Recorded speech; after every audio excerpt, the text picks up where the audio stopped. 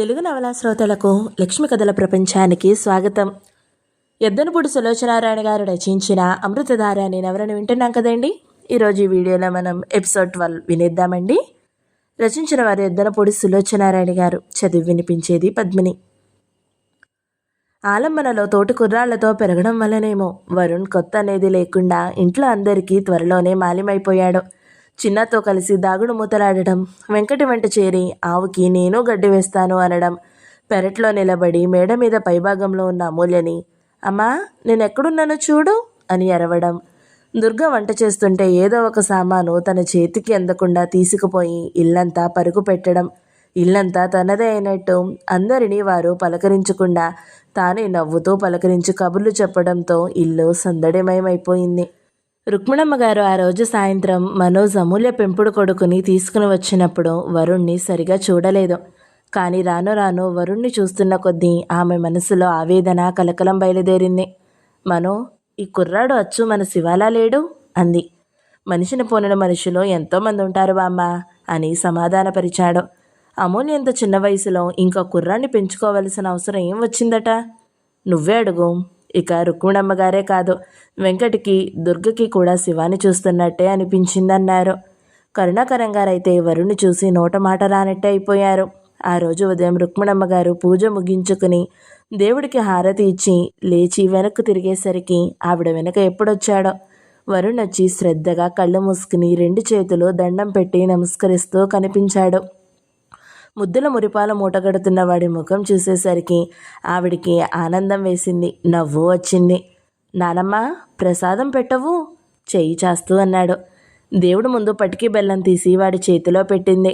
వాడిని చూసిన తరువాత ఆవిడ ఆలోచనలో పడిపోతుంది.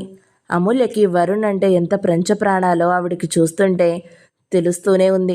కానీ ఇలా పరాయి బిడ్డని తెచ్చి ఇంట్లో ఒక పిల్లాడిలాగా పెంచుకుంటే ఆవిడకి సుతరామో గిట్టడం లేదు. అయినా అమూల్య పెళ్లికి ముందుగా పెళ్ళైన వెంటనే గాని వరుణ్ సంగతి తనకి చెప్పకుండా దాచడం ఏంటి? ఆవిడకి చాలా కినుకుగా ఉంది.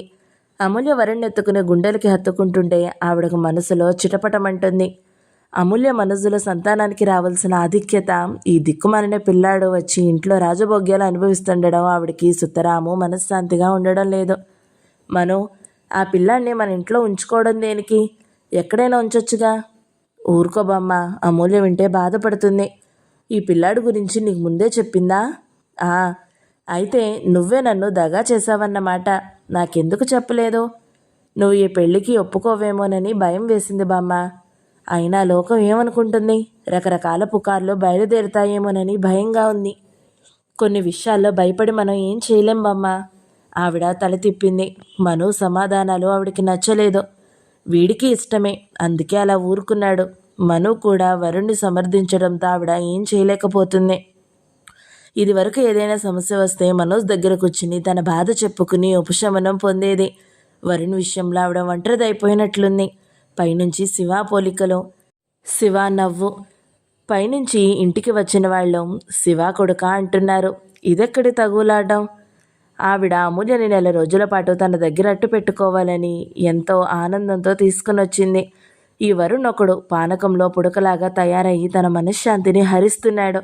పైకి తనతో అమూల్య పక్షం వహించి మాట్లాడుతున్నాడే గాని వీడి మూలంగా మను అమూల్య మధ్యన కూడా అభిప్రాయ భేదం వచ్చినట్టే ఉంది. ఇద్దరూ సీరియస్గా ఉండడం ఆవిడ నిశిత దృష్టిని దాటిపోలేదు. మనోజ్ అమూల్యకి తనకి అభిప్రాయ భేదం వచ్చినట్టు తెలియకుండా అన్ని జాగ్రత్తలు తీసుకుంటున్నాడు. వరుణ్ణి తీసుకొచ్చిన మొదటి రోజున అతను కింద గదిలోనే ఉండిపోయినా మరుసటి రోజు మేడ మీదకి వెళ్ళి ఆ గదిలోనే పడుకున్నాడు. పడుకునే ముందు అమూల్య వడిలో కూర్చుని ఉన్న వరుణ్ణి, వరుణ్ రా, నీకు ఒక మంచి కథ చెబుతాను అన్నాడు. వరుణ్ పరిగెత్తుకుని వచ్చాడు. మనోజ్ కథ చెబుతుంటే వరుణ్ కిలకిలా నవ్వుతూ మనోజ్ ఛాతి మీద పడుకుని 2 చేతులు గుప్పిటగా బుగ్గకి ఆనించుకుని కళ్ళు పెద్దవి చేస్తూ వినసాగాడు. వింటూనే అతని ఛాతి మీద నిద్రపోయాడు. కొంచెం సేపయింది. అమూల్య గుమ్మంలోకి వచ్చింది. లోపలికి అడుగు పెట్టలేదు. వరుణ్ ఇవ్వండి, తీసుకెళ్తాను అంది. వాడు ఉండవలసిన చోటనే ఉన్నాడు. అక్కర్లేదు అన్నాడు. ఆ రాత్రి తర్వాత మనోజ్ ఉదయం ఇంట్లో నుంచి వెళ్ళిపోయాడు. అతనికి ఆ నిమిషం హైదరాబాద్ వెళ్ళిపోవాలని, మళ్ళీ అమూల్యకి ముఖం చూపించలేనని అనిపించింది. కానీ నిగ్రహించుకున్నాడు. ఇది తను అనుకున్నదే. రోజు ఒక నూతన నరకం. అతను స్థిర నిశ్చయంతో ఇంటికొచ్చాడు. అమూల్య వరుణ్ణి పైనుంచి కిందకి దిగనీయలేదు. వరుణ్, వరుణ్ మేడమెట్ల దిగువన ఉండి పిలిచాడు. వరుణ్ పరిగెత్తుకునొచ్చాడు. మనోజ్ ఎత్తుకున్నాడు. అంకుల్, మమ్మీ నన్ను కిందకి రావద్దంటుంది అంటూ ఫిర్యాదు చేశాడు. మమ్మీ అలాగే అంటుందిలే అన్నాడు.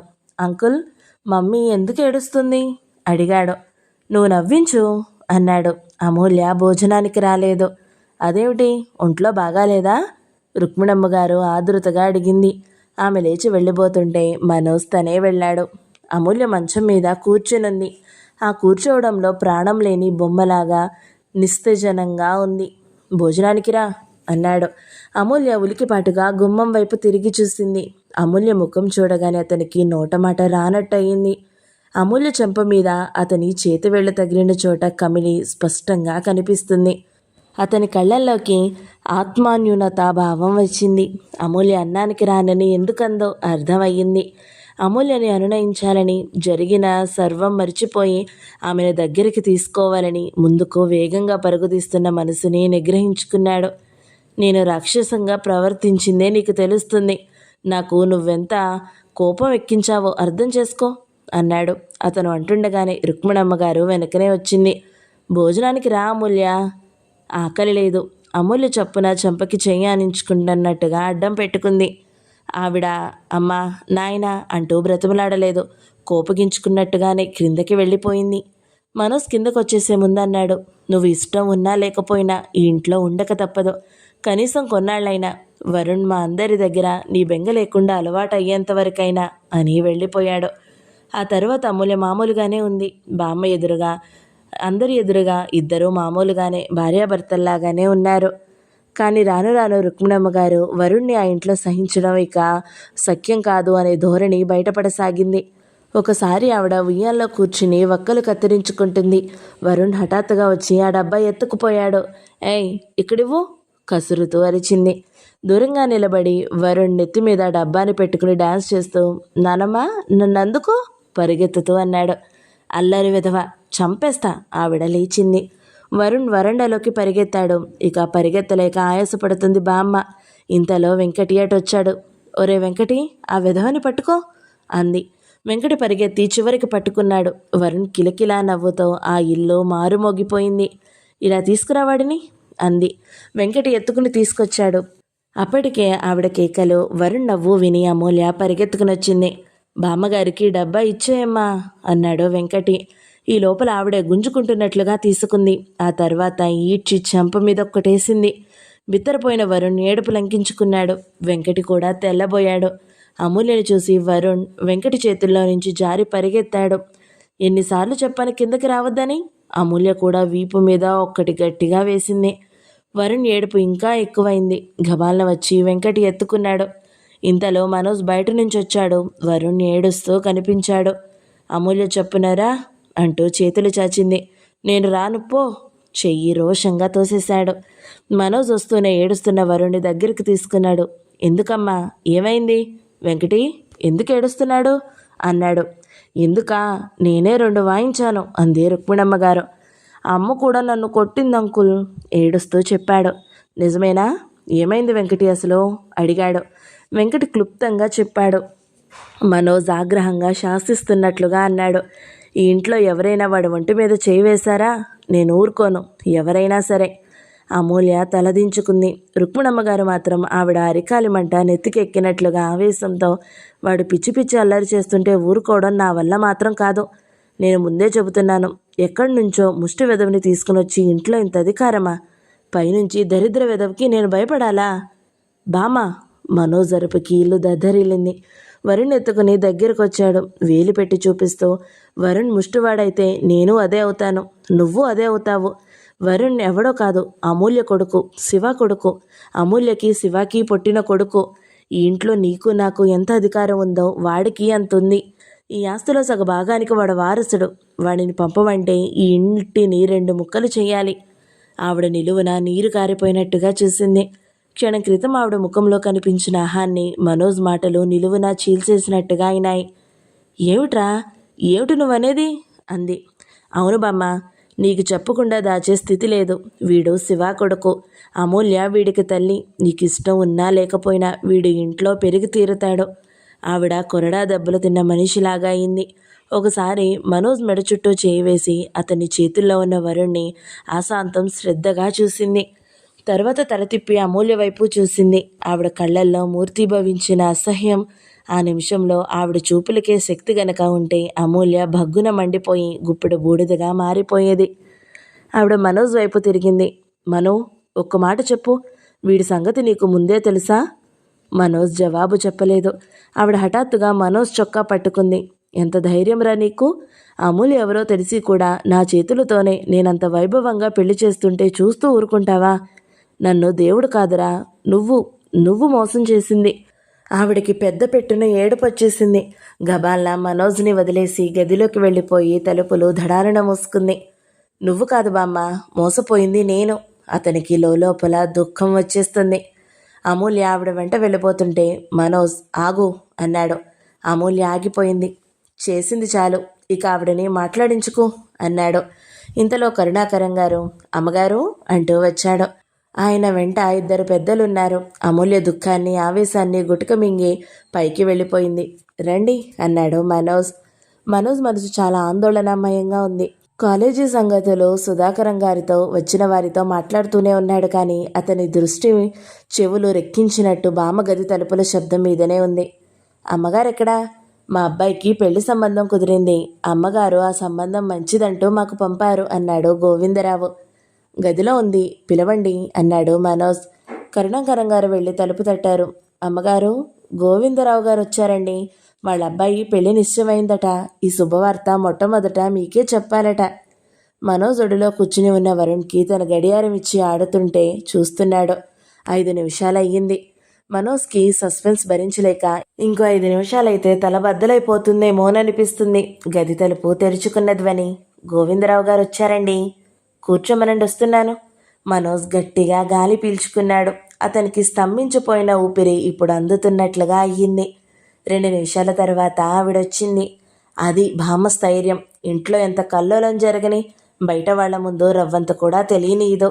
ఆవిడ సంసారం గట్టెక్కించడానికి పునాది అదే.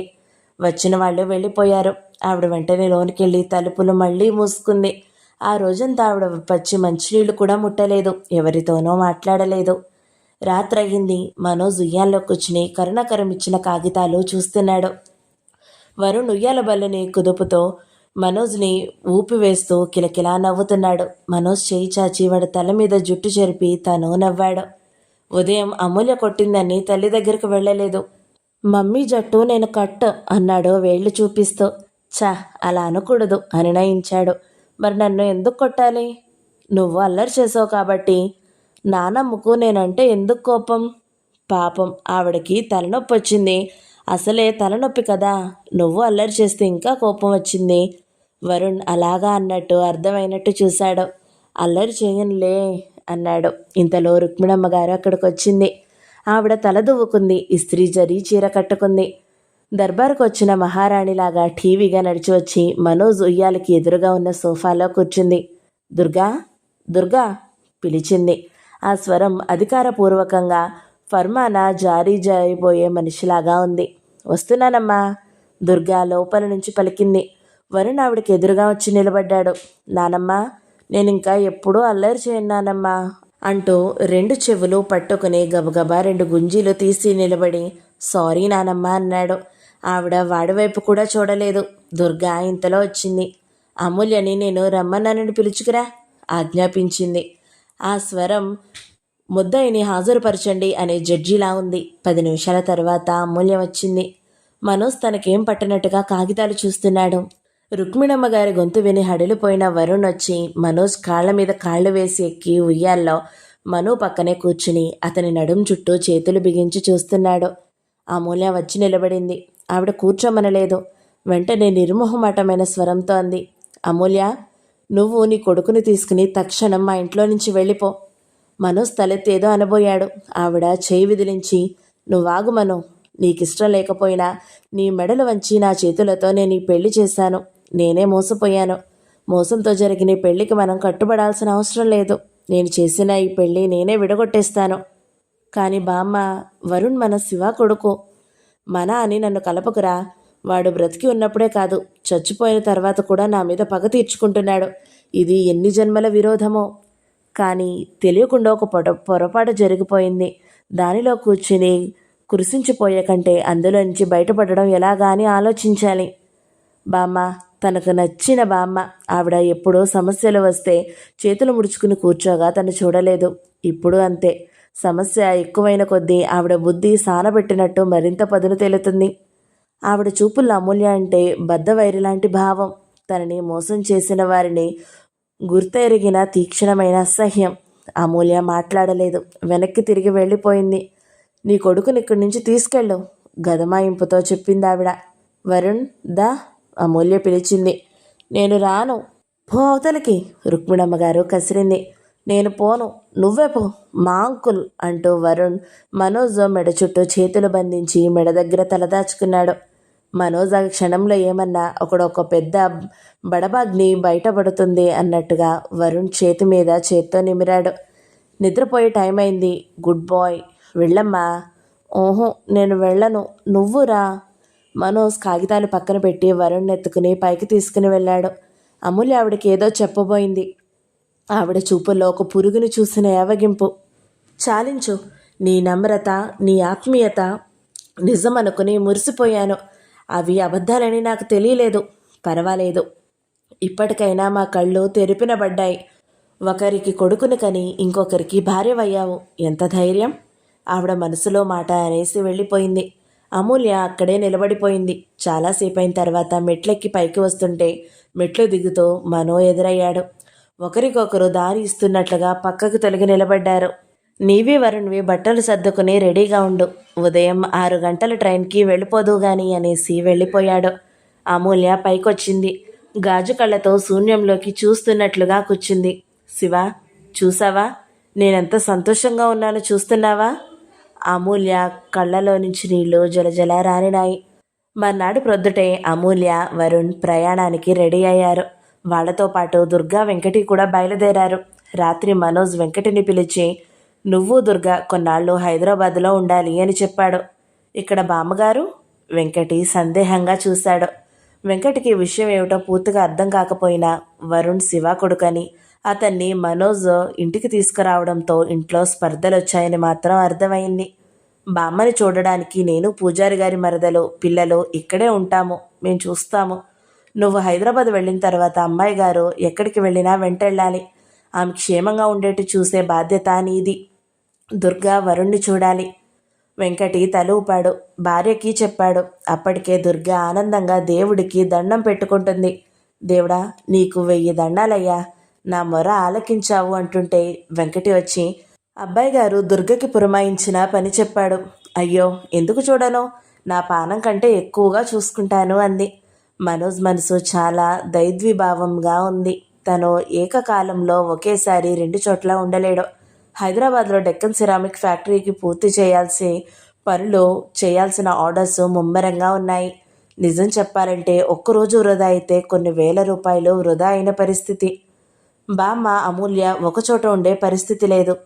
బామ్మ అసలు రమ్మన్నా వచ్చే స్థితిలో లేదు. ఆవిడని ఇక్కడ ఒక్కదాన్ని వదిలే పరిస్థితి కూడా కాదు. అమూల్య తనని మోసం చేసిందనే సత్యం ఆవిడ జీర్ణించుకోలేకపోతుంది. ఆనాడు కూతురు వంచిందనే గాయం ఇప్పుడిప్పుడే ఆవిడ అమూల్య రాకతో సేద తీరి మునుపటి ఆనందం పొందుతుంది. ఆవిడ కష్టాలకి, ఒంటరితనానికి అమూల్య రాక చరమగీతం పాడిందని నమ్మింది.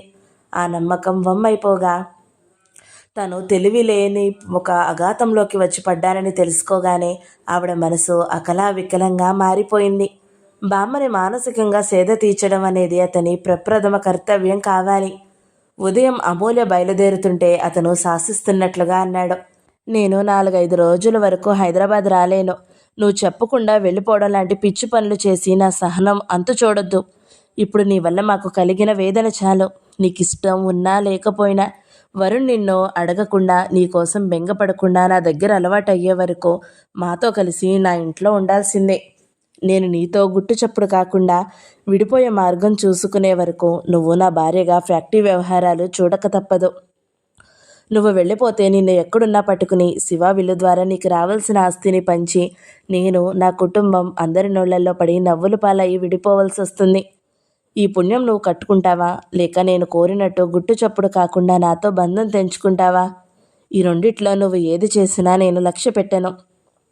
నేను నిన్ను అడుగుతున్నది నా కోసం, నా ఇంటి పరువు కోసం కాదు, వరుణ్ కోసం, వాడి జీవితం నిర్మలంగా పెరగడం కోసం. ఈ ఘర్షణ మూలంగా వాడి బ్రతుకు అందరిలో నవ్వుల పాలు చేస్తావో మానుతావో నీ ఇష్టం. శివ పట్ల కృతజ్ఞత అంటూ ఏదో పెద్ద ఉపన్యాసాలు ఇచ్చావుగా, అదేంటో ఇప్పుడు నీ చేతల్లో రుజువవుతుంది. అమూల్య మాట్లాడలేదు, దించిన తల ఎత్తలేదు. అతని మాటలు కొరడా దెబ్బల్లాగా మనసును తాకుతుంటే కళ్ళల్లో నుంచి ఉబికి రాబోతున్న నీళ్ళని బిగపట్టుకుంటూ కింద పెదవి పంటితో నొక్కిపట్టి మౌనంగా ఉండిపోయింది. ఇంతలో వరుణ్ పరిగెత్తుకుని వచ్చాడు. వస్తూనే అమ్మా అంటూ అమూల్య వీపు మీద పడి కౌగిలించుకున్నాడు. మరే మన కోసం కారు వచ్చేసింది అంటూ సంతోషంగా చెప్పాడు. మళ్ళీ అంతలోనే వచ్చి మనోజ్ కాళ్ళకి చుట్టేసుకున్నాడు. అంకుల్, నువ్వు కూడా మాతో రా అన్నాడు. మనోజ్ వరుణ్ నెత్తుకున్నాడు. నేను రేపు వస్తాను అన్నాడు. ఊ ఊ, ఊ, ఇప్పుడేరా ఎంచక్క, అమ్మ నువ్వు నేను కారులో ఎక్కి ఊరు వెళ్ళిపోదాం, మధ్యలో బిస్కెట్స్ కూడా తినొచ్చు. నేనొస్తే నానమ్మ దగ్గర ఎవరుంటారు అన్నాడు మనోజ్. నానమ్మను కూడా తీసుకుని వెళ్దాం, నేను చెబుతానుగా అంటూనే జర్రున జారి రుక్మిణమ్మ గారి గది దగ్గరికి పరిగెత్తాడు. గది తలుపులు వేసున్నాయి. వరుణ్ తలుపులు బాదాడు. నానమ్మ తలుపులు తీయి, ఊరెళ్దాం రా. లోపల కూర్చునున్న రుక్మిణమ్మ గారు పలకలేదు. మనోజ్ వచ్చి వరుణ్ ఎత్తుకున్నాడు. వరుణ్ చెవిలో నానమ్మ నేను రేపు వస్తామని చెప్పన్నాడు. నానమ్మ నేను వెళ్తున్నాను అన్నాడు వరుణ్. మళ్ళీ వస్తానని చెప్పు. నానమ్మ మళ్ళీ వస్తాను అని చెప్పాడు. మనోజ్ వరుణ్ బుగ్గు మీద ముద్దు పెట్టుకుని ప్రేమగా వాడి క్రాఫ్ట్ చెరిపాడు. వరుణ్ వచ్చి కొద్ది రోజులైనా వాడి అల్లరితో, పరుగులతో, నవ్వులతో మొత్తం ఇల్లంతా సందడిమయమైంది. 4 రోజులు వాడిని వదిలి ఉండడం కష్టంగానే అనిపిస్తుంది. పిల్లల పట్ల తనకింత ప్రేమ ఉందని మనోజ్కి తన సంగతి మొదటిసారి అర్థమైనట్లుగా ఉంది. మనోజ్ వరుణ్ ఎత్తుకుని వచ్చి కారులో కూర్చోబెట్టాడు. అప్పటికే అమూల్య కారులో కూర్చుంది. ఆ క్షణంలో పాలిపోయి భావశూన్యంగా విస్తేజంగా ఉన్న అమూల్య ముఖం మనోజ్ మనసులో రగులుతున్న మంట మీద నీళ్లు జల్లినట్లయింది. ఏ మనిషైనా బాధపడుతుంటే అతను చూడలేదు. కారు వెళ్ళిపోయింది. అతను క్షణంసేపు అక్కడే నిలబడిపోయాడు. హఠాత్తుగా అతని మనసు నిశ్శబ్ద మందిరంలాగా అనిపించసాగింది. సందడి, నవ్వులు, సంతోషం వరుణ్తో పాటే వెళ్ళిపోయినట్టయింది. అతను లోపలికి తిరిగొచ్చాడు. రుక్మిణమ్మ గారి గది తలుపులు తట్టాడు. నానమ్మ తలుపు తీ ప్రాధేయతగా పిలిచాడు. లోపల నుంచి జవాబు రాలేదు. బామ్మా నిన్నే, తలుపు తీయి, వాళ్ళు వెళ్ళిపోయారు, పంపించేశాను. 5 నిమిషాల తర్వాత తలుపులు తెరుచుకున్నాయి. ఆవిడ గుమ్మంలోకి ఎదురుగా నిలబడింది. వాళ్లతో పాటు నువ్వెందుకు వెళ్ళలేదు ఆవిడ అడిగింది. మనోజ్కి ఆవిడ ముఖం చూస్తుంటే భయమేసింది. ఇష్టమైన వ్యక్తిని శ్మశానంలోకి తీసుకుని వెళ్ళి తనే స్వయంగా తగలబెట్టి వచ్చిన మనిషి విషాదం ఆమె ముఖంలో గూడు కట్టుకుంది. బామ్మా అన్నాడు లోపలికి వస్తూ. నువ్వు రాకు, వెళ్ళు, వెళ్ళిపో. అమూల్య కాదు, నువ్వే నన్ను మోసం చేశావు, వెళ్ళు అరిచింది. బామ్మా నా మాట విను ఆత్మీయంగా అన్నాడు. నేను వినను, నీ మాట గుడ్డిదానిలాగా నమ్మాను. నువ్వు అమూల్య ఎవరో తెలియనట్టు పెళ్లి చేసుకుంటావా? మను, ఎందుకురా నన్ను వెన్నుపోటు పొడిచావు? నాకు తెలుసులే, అమూల్యని చేసుకుని నాకు తలవంపులు చేశానని అనుకున్నావు కదూ, అవునా? నాకిలా శాస్తి చేశావు. ఇలాంటి శాస్తి నాకు మీ నాన్న కానీ చివరికి మీ అత్తయ్య కూడా చేయలేదు. వాళ్ళందరికంటే నిన్ను ప్రాణంగా చూసినందుకే అంత ఎక్కువగా శాస్తి చేశావు. ఆవిడికి పెద్దగా ఏడుపొచ్చేసింది. బామ్మా ప్లీజ్ బామ్మా. మనోజ్ ఆవిడ భుజాల చుట్టూ చేతులు వేశాడు. ఆవిడికి ఎలా ధైర్యం చెప్పాలో తనకు అర్థం కావడం లేదు. ఒక్కటే మాట, బామ్మ వరుణ్ గురించిన షాక్లో నుంచి తేరుకునే వరకు వేచి చూడాలి. చాలా సహనం, పట్టుదల, ప్రశాంతత జీవితంలో ఎప్పుడూ లేనంతగా ఆ క్షణంలో అవసరం. ఆవిడ ఏడుపు మరింత పొంగులాగొచ్చి ముంచేసింది. అమూల్య నిన్ను ఇంత మోసం చేసిందా? ఎంత ఇష్టపడ్డానురా, ఇంత గోతులో పడతానని కలలో కూడా అనుకోలేదు. బామ్మ అంటూ నా వెంట తిరిగి నన్ను ఎంత మురిపించిందో. అదంతా నా కోసం, నా మీద ప్రేమ అనుకున్నానురా, శివ కొడుకు కోసం అనుకోలేదు. ఈ బాధ కంటే శివ ఆస్తి పనిచేసి ఇచ్చినా నాకు బాగుండేది. మను, నాకేమిటోలాగా ఉందిరా, చాలా అయోమయంగా ఉంది. నాకేమీ తెలియడం లేదు. అసలు నా జీవితం ఏమిటో, నేనేమిటో నాకు తెలియడం లేదురా. బామ్మ నువ్వు కొంచెం రెస్ట్ తీసుకో, అతను బలవంతంగా తీసుకుని వచ్చి సోఫా మీద కూర్చోబెట్టాడు. కళ్ళు తిరుగుతున్నాయిరా అంది మనోజ్ చెయ్యి గట్టిగా పట్టుకుంటూ. నీకు ఎంత పని చేశానురా. నువ్వు నువ్వు పెళ్లి చేసుకోను మొర్రు అంటే మిమ్మల్ని నీ ప్రాణం తీసి చచ్చిపోతానని బెదిరించి నా చేతులతోనే నేను నీకు పెళ్లి చేశాను. ఇది నా తప్పేరా, నా తప్పే. కానీ కానీ నేను అనుకోలేదు, నాకు తెలీదు. భగవంతుడు నన్ను దగా చేశాడు. ఆవిడ ఏడుపు ఎక్కువైపోయింది. మను పరిగెత్తుకుని వచ్చాడు. చిన్న, డాక్టర్ గారిని పిలుచుకురా అని చెప్పాడు. ఆ 10 నిమిషాల్లో డాక్టర్ గారు వచ్చారు. ఆవిడ బీపీ పెరిగిందని చెప్పాడు. టాబ్లెట్ వేశాడు. ఇంతలో కరుణాకరం పూజారి మరదల్ని వెంటబెట్టుకుని వచ్చాడు. మనోజ్ రుక్మిణమ్మ గారి మంచం పక్కనే కూర్చీ వేసుకుని కూర్చున్నాడు. పూజారి మరదలు సుందరమ్మ వచ్చి, వంట అయింది బాబు, భోజనానికి రండి అంది. ఆకలేదు, మీరందరూ భోజనాలు చేసేయండి అన్నాడు. 12 గంటలకి రుక్మిణమ్మ గారికి మేలుకు వచ్చింది. మనోజ్ సగ్గు బియ్యం జావ కాయించి ఆవిడ చేత బలవంతంగా తనే తాగించాడు. ఆవిడ ఏడుస్తూ అతని చేయి పట్టుకుని అంది, మనో, నువ్వు నన్ను వదిలి ఎక్కడికి వెళ్ళకు అంది భయంగా. ఎవరన్నా వస్తారేమో, నేనే తప్పు చేయలేదు. అత్తయ్య మొగుడు సంగతి నాకు తెలీదు, పోలీసులు వస్తారేమో, వెళ్ళకు. ఆవిడ మాటలు అతనికి అర్థం కాలేదు. వెళ్ళను బామ్మ, ఎక్కడికి వెళ్ళను అన్నాడు. ఆవిడని చూస్తుంటే అతనికి ఆదురతగా అనిపించింది. 10 సంవత్సరాల వృద్ధాప్యం ఒక్క రాత్రిలో పైబడినట్లు కనిపిస్తుంది ఆవిడలో. యుద్ధంలో చిత్తుగా ఓడిపోయి చనిపోయిన సైనికుల మధ్య కూర్చున్న సేనానిలా ఉందావిడ. ఆ కళ్ళల్లో నిరాశ, నిస్పృహ, వైరాగ్యం. ఈ ప్రపంచంలో ఇంకా దేని పట్ల ఏ ఆసక్తి లేనట్టుగా ఉంది. మర్నాడు రాత్రి రుక్మిణమ్మ గారు జావ తాగి నిద్రపోయింది. మనోజ్ మంచం మీదే కూర్చుని పత్రిక తిరిగేస్తున్నాడు. ఇంతలో ఫోన్ మోగింది. హలో, హలో అంకుల్, వరుణ్ చిన్నారి స్వరం వినిపించింది. హలో డియర్ అన్నాడు. ఆ క్షణంలో ఆ చిన్నారి కంఠం అతన్ని సేద తీరుస్తున్నట్టే అనిపించింది. హలో, పిఏ రాజగోపాల్ మాట్లాడాడు. సార్, నేను ఇంటి దగ్గర నుండి మాట్లాడుతున్నాను అంటూ గోపాల్ ఆ రోజు అమ్మగారు ఫ్యాక్టరీలో చేసిన పనులు, ఇంటి దగ్గర ఫైల్స్ చూసి రాసిన జవాబులు, వివరాలు ఏకరువు పెట్టాడు. అమూల్య అతని చేత చేయించిందని తెలుస్తూనే ఉంది. రేపు మళ్ళీ ఇదే టైంకి చెయ్యి అన్నాడు మనోజ్. సార్ ఆగండి, ఏమిటి? బామ్మగారు ఎలా ఉన్నారు? అదే నేనే అడుగుతున్నాను, ఎలా ఉన్నారు? బాగానే ఉంది అని పెట్టేశాడు మనోజ్. ఈ విషయం కూడా అమూల్య అడిగించిందని అర్థం అవుతూనే ఉంది. మనోజ్ టైం చూసొచ్చి ఆవిడకి మందు వేయడానికి నిద్రలేపాడు. కళ్ళు ఎర్రగా ఉన్నాయి. ఆవిడ ఒళ్ళు కాలిపోతుంది. జ్వరం బాగా వచ్చింది. అమూల్యేది? పిలు అందావిడ. ఆవిడ కొద్దిగా అపస్మారకంలోకి వెళ్ళినట్టుగా తెలుస్తుంది. పిలుస్తాను, మందేసుకో అన్నాడు. పిలు, అమ్మాయి అమూల్య. అమీ, అమీ, ఇలా రామ్మా. వీడు శివ కొడుకని నాకు చెప్పలేడే. వరుణేడి, ఎక్కడా? ఆవిడ లేచి మంచం దిగబోయింది. మనోజ్ బలవంతంగా ఆపాడు. ఆవిడని బుజ్జగించి నిద్రమంది ఇవ్వడానికి అతనికి చాలా కష్టమయ్యింది. రుక్మిణమ్మ గారు చాలా సుస్తుపడింది. ఆవిడ మళ్ళీ లేచి తిరుగుతుందని మనోజ్ కూడా అనుకోలేదు. వారం రోజులకి జ్వరం కాస్త తగ్గి నార్మల్కి వచ్చింది.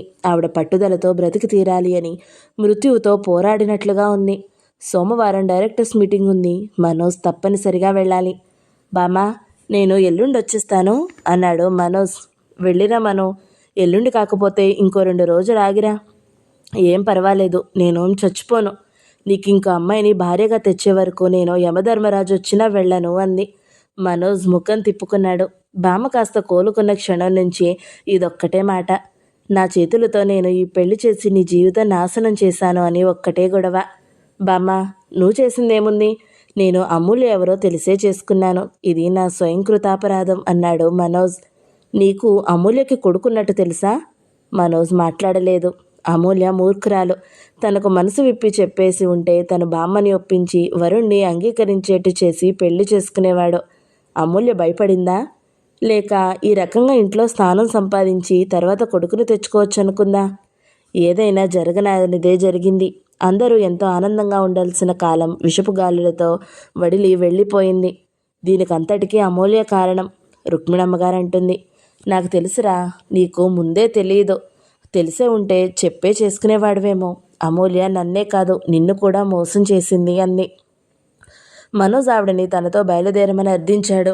ఓహో, నేనెక్కడికి రాను అంటూ తిరస్కరించింది. ఆవిడని ఈ పరిస్థితుల్లో కదల్చడం కూడా మంచిది కాదని డాక్టర్ చెప్పాడు. నేను బామ్మగారిని చూసుకుంటానులే బాబు, మీరు వెళ్ళిరండి. మీ ఉప్పు కారం తిన్న శరీరం ఇది, ఆ మాత్రం అవసరంలో సహాయపడకపోతే నేను మనిషినే కాదు అన్నాడు కరుణాకరం. మనోజ్ హైదరాబాద్ వచ్చాడు. మనోజ్ని చూడగానే ముక్కల మధ్య వెంకటితో కలిసి దాగుడు మూతలాడుతున్నాడు వరుణ్. అంకుల్ వచ్చాడు అంటూ సంతోషంగా వచ్చి కాళ్ళకి చుట్టేసుకున్నాడు. మనోజ్ వరుణ్ణి ఎత్తుకున్నాడు. అమ్మా, అంకుల్ వచ్చాడు ఆనందంగా కేక పెడుతూ మనోజ్ చేతుల్లో నుంచి జర్రున జారి గదిలో పరిగెత్తి టేబుల్ దగ్గర టైప్ చేస్తున్న అమూల్యని చేయి పట్టి ఈడ్చుకొచ్చినట్టు లాక్కు వచ్చాడు. ఒక్క క్షణం అమూల్య గుమ్మంలో నిలబడింది. మనోజ్ అమూల్యని చూశాడు. ఆ కళ్ళ కింద నల్లటి వలయాలు నిద్రలేమిని సూచిస్తున్నాయి. బామ్మగారు ఎలా ఉన్నారు? దుర్గ అడిగింది. కులాసాగానే ఉంది అన్నాడు. అమూల్యకి కావాల్సిన సమాధానం దొరికినట్టు వెనక్కి తిరిగి వెళ్ళిపోయి మళ్ళీ టేబుల్ దగ్గర కూర్చుని టైప్ చేసుకోసాగింది.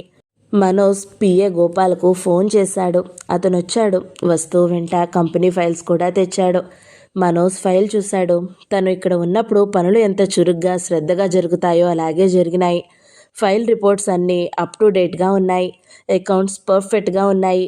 పిఏ చెప్పకపోయినా ఈ ఫైల్స్ చూస్తే గత 10 రోజుల్లో ఫ్యాక్టరీలో జరిగిన పని వివరాలు, డబ్బు ఖర్చు, వచ్చిన రాబడి, ఆదాయ వ్యయ పట్టిక క్షుణ్ణంగా తెలియజేస్తూ ఉంది. అమూల్య శ్రద్ధగానే ఫ్యాక్టరీ విషయాలు పట్టించుకుని చూసినన్నమాట. మనోజ్, వరుణ్ భోజనానికి కూర్చున్నారు. దుర్గా వడ్డించింది. అమూల్య ఆకలేదంది, రాలేదు. వరుణ్, మీ అమ్మని భోజనానికి పిలు అన్నాడు మనోజ్. వరుణ్ పరిగెత్తి చేయి పట్టుకుని లాక్కొచ్చాడు. అమూల్య కూడా కూర్చుంది. భోజనం కెలికి వదిలేసింది తప్ప తినలేదు. దుర్గా సాంబారు తేవడానికి వెళ్ళింది. నౌకర్లందరికీ నీ అయిష్టత తెలియజేయాల్సిన అవసరం ఏమీ లేదు అన్నాడు. అమూల్య మరుక్షణం ఆకలి లేకపోయినా కొద్దిగా తప్పనిసరిగా తింది. భోజనమైన తర్వాత మనోజ్ రేపటి మీటింగ్కి అవసరమైన కాగితాలు చూసుకుంటున్నాడు. వరుణ్ వచ్చి మెడ మీద పడి ఊగుతున్నాడు. అంకుల్, ఈ కాగితాలు ఏమిటి అన్నాడు. డబ్బు లెక్కలు. డబ్బు కాగితాల్లో ఉంటాయా? అవును. వరుణ్ మనోజ్ను వదిలేసి వెళ్ళి గదిలో మంచం మీద కూర్చుని పుస్తకం చూస్తున్న అమూల్య మెడను కౌగిలించుకున్నాడు. అమ్మా, డబ్బులు ఎక్కడి నుంచి వస్తాయో తెలుసా నీకు అడిగాడు. తెలీదు, కాగితాల్లో నుంచి వస్తాయి, అంకుల్ చెప్పాడు అంటూ దిగి మళ్ళీ మనోజ్ వెనక్కి వచ్చి అతని పక్కన కూర్చుని వడిలో తల పెట్టుకుని పడుకున్నాడు. పడుకో అమ్మా అన్నాడు మనోజ్. ఓహో, నిద్రపోతే నువ్వు వెళ్ళిపోతావు. మనోజ్ మెడ చుట్టూ చేతులు వేశాడు. నేను వెళితే నువ్వు వస్తావా నాతో అడిగాడు. ఓ అన్నాడు ఉత్సాహంగా. వెంటనే బిగ్గరగా, అమ్మా, మనం అంకుల్తో వెళ్దామా అన్నాడు. అమూల్య పలకలేదు. వరుణ్ అనుమానంగా చూశాడు. అమ్మేది? బిక్కముఖం పెట్టి మనోజ్ని వదిలి మంచం దిగి పరిగెత్తాడు. మనోజ్కి ఆ చిన్నారి మనసు పడే ఆతృత అర్థమైంది. ఇటు తను కావాలి, అటు తల్లి కావాలి. ఒక్క క్షణం ఒకరి దగ్గరుంటే రెండో వారు ఉన్నారా లేదా అని వెతుక్కుంటున్నాడు. మనోజ్ లైట్ తీసొచ్చి పడుకున్నాడు. వరుణ్ దిండు తెచ్చుకుని వచ్చాడు. నేను నీ దగ్గరే పడుకుంటాను అన్నాడు. మీ అమ్మ దగ్గర పడుకో అన్నాడు మనోజ్. ఓహో, నేను అమ్మ నిద్రపోతుంటే నువ్వు వెళ్ళిపోతావట. అమ్మ నన్ను నీ దగ్గరే పడుకోమంది అన్నాడు మంచం ఎక్కుతూ. మనోజ్ వరుణ్ణి గుండెల మీద పడుకోబెట్టుకున్నాడు. కథ చెప్పు అన్నాడు వరుణ్. నాకు రాదు, అమ్మ చెబుతుంది వెళ్ళు. ఓహో, నువ్వు నాతో కబుర్లు చెబుతూ ఉండు, అమ్మ ఊరు వెళ్ళిపోతుంది అన్నాడు. వరుణ్ బిక్కముఖం వేశాడు. మనోజ్ని వదిలిపెట్టకుండా ఆగకుండా పెనుగులాడి పరిగెత్తేశాడు. మళ్ళీ రాలేదు. మనోజ్కి నవ్వొచ్చింది. వాడికి తను ఊరెళ్ళినా పర్వాలేదు, అమూల్య మాత్రం వెళ్ళడానికి ఒప్పుకోడన్నమాట. వరుణ్కి తనంటే ఇష్టం ఏర్పడిందని తెలుసు, కానీ అమూల్య తర్వాతనే అని కూడా అర్థమయ్యింది. అమృతధార 12వ భాగం సమాప్తం. ఈ వీడియో మీకు నచ్చినట్లయితే లైక్ చేయండి, షేర్ చేయండి, మంచి కమెంట్ పెట్టండి. ఎవరైనా మొదటిసారి మన ఛానల్ని చూస్తున్నట్లయితే సబ్స్క్రైబ్ చేసుకోండి. మరొక వీడియోతో మీ ముందుకు వస్తాను. అంతవరకు సెలవు మరి. నమస్తే.